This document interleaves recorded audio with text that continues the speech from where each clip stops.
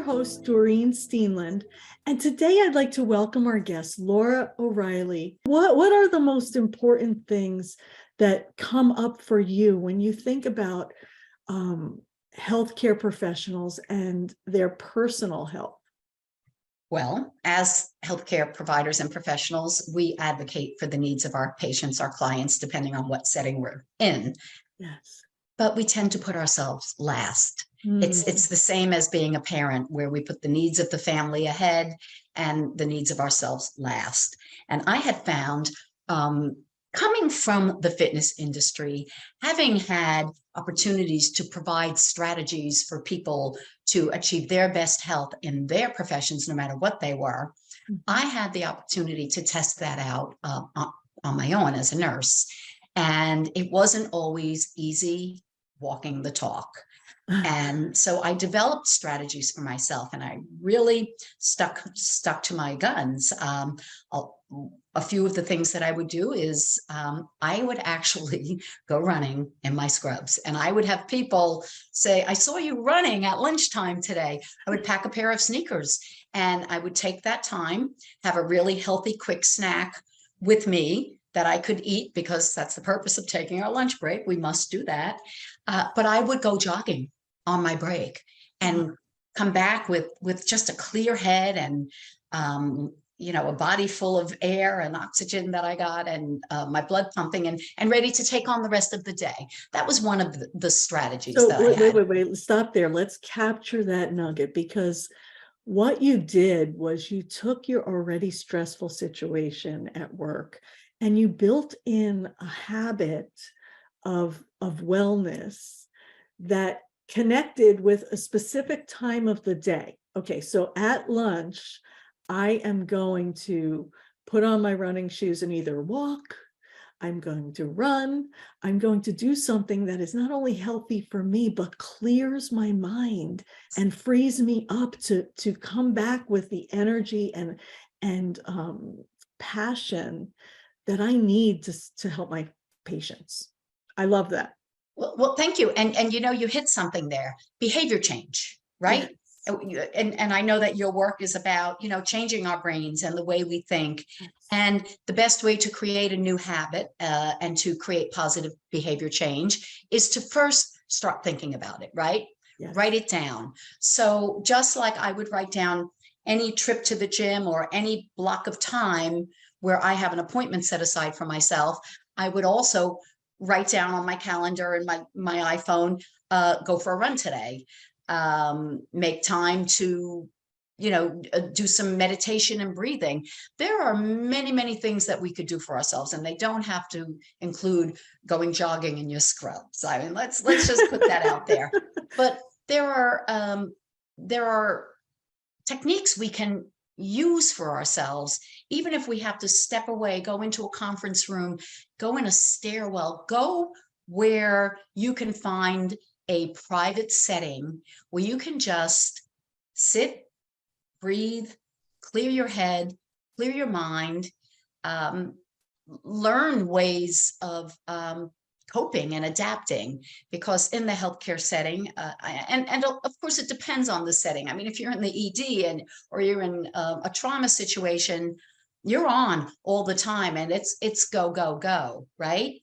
So how do you make the time, right?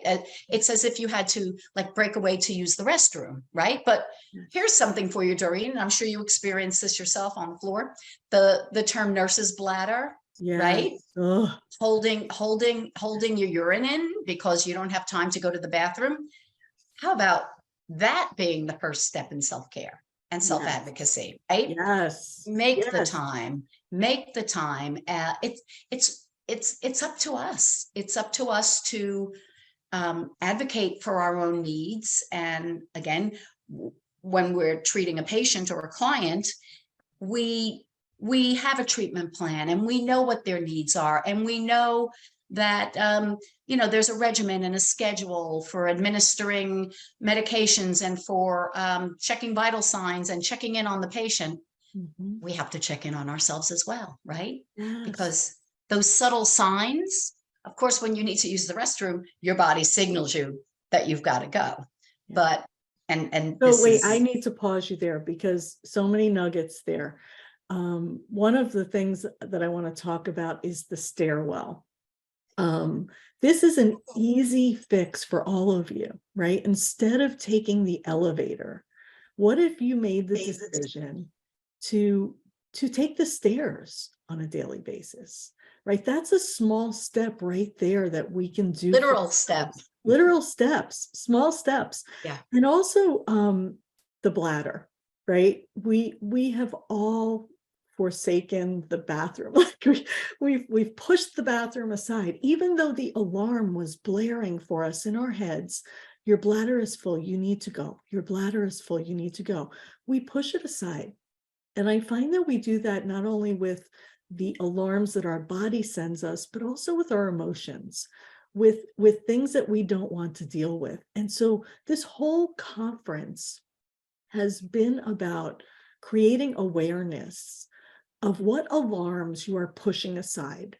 What alarms are you ignoring, listening to from your body? Because your body is giving you all kinds of information, all kinds of alarms. So are you listening to your body? Yeah. And sometimes we don't recognize those signs. Sometimes we think, oh, I have a little headache. Let me take a Tylenol or an Advil, right? Drinking water can even help that.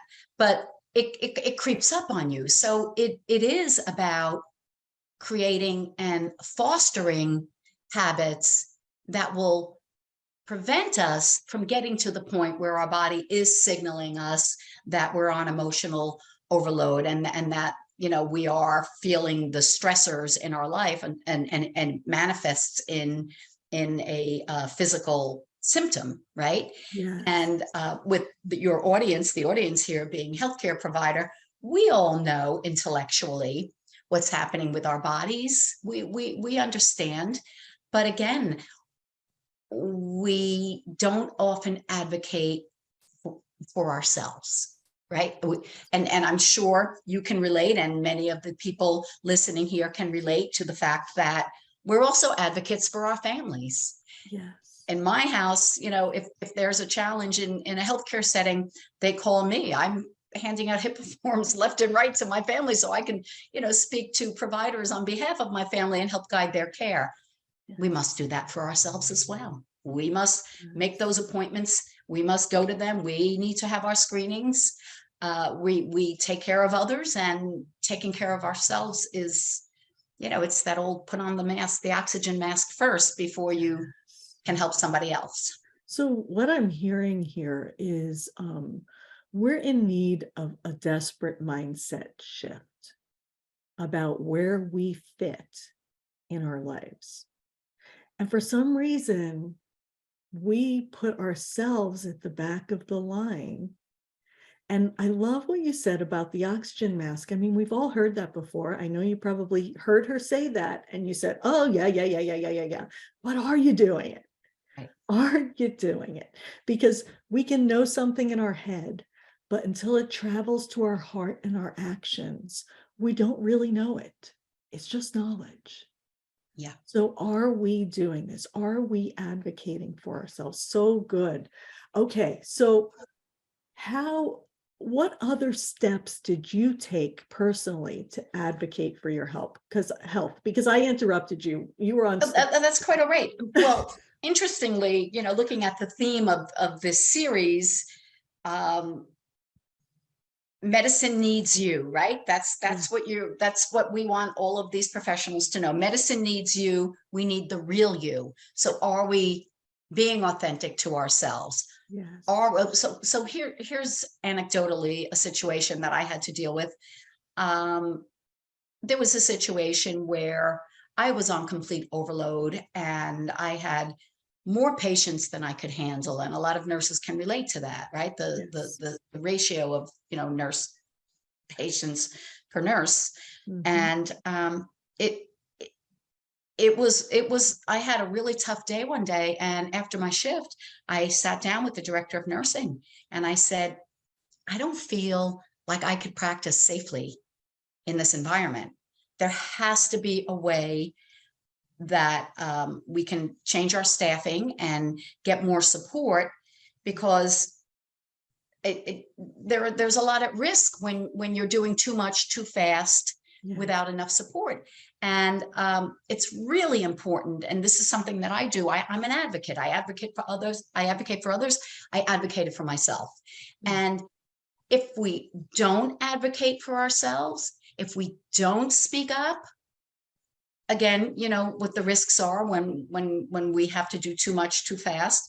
Yeah. But the more we speak up, the more there is the potential for policy change, right? Yes. The Yeah. more there is a potential for staffing structure and organizational change, rather than people just burning out and quitting. And I actually did leave a job once for that very reason, Mhm. because my pleas had fallen on deaf ears, and I would go in the next day and it would be more of the same. And I really cared for my patients, and I wanted to give them the best possible care. And I wasn't able to in that environment. And it was a real challenge, but I took the step. And once I did, something else opened up for me that same week. And I moved into a new environment that I felt that I was meant to be in. So, Okay, wait. Stop right there, because you said a whole lot of things. What I want to highlight is that you advocated for yourself by speaking up to administration. And I want to say to these medical professionals, we see you. We know that this is difficult. We know that you're short-staffed, and it's not your fault that you're feeling this pressure. Okay, it's not your fault. You just want to help and do the very best you can. We know that. However, we are just a small piece of this puzzle, and there needs to be changes on a global basis within our organizations. And what we need to do is, some of us have been called to step up like Laura and advocate for changes in the workplace. Now, this isn't for everyone, right? no, it's not. No, No, it's not. not everyone is created to be that change maker. But if you are listening to this and you are that person, this might be your first step for advocating for change for the group, for the hospital, for your unit. Well, aren't we advocating for our patients when we do that? Yes. You know, so, yes. Let's put things in context as well, because, when you're in an acute care setting and what we've all been through with the pandemic, it's go time, right? So, I mean, that's in a broader sense, that is a way to advocate for oneself, is to say, hey, this is too much. I can't handle this. But it's the self-care piece that I'd like to get back to, because we need a toolkit. We need our go-to processes that help us not burn out and help us be our best and do our best. And it's a challenge. It's easier said than done, but there are just little things that we can do, right? Yes. So what else? Yeah. Let's jump right in. What else do you recommend? So I recommend making sure you have healthy food with you, right? Especially those overnights can sometimes be fueled by pizza and Coca-Cola, right? Yes. We have to have healthy food with us. We have to drink water. We have to be mindful of our own nutrition, because the energy that we need to get through the day has to come from nutritious foods. So we know that, right? But do we do it when we're running out the door, especially if we're raising a family and tag teaming with the kids and running to work and running into a shift after having dropped your kids off at school, or done 2 loads of laundry because you're going to be away from the home. It's a work-life balance. But more importantly, our preventive care, our own screenings, our own annual checkups with our own healthcare providers. We need to get those on the calendar. Again, when we talk about behavior change, right? If we can contemplate it, if we can see it, we can start making new habits. but sometimes we're busy again on our time off, taking our kids to appointments and advocating for our spouses, but we've got to get things in our own calendar as well. And that includes downtime, Yes. right? That includes maybe a massage, a trip to the gym, a lunch out with friends. We really need to carve out the time to put quality in our lives so that we can be our best selves for ourselves, our family, our patients, and our employers.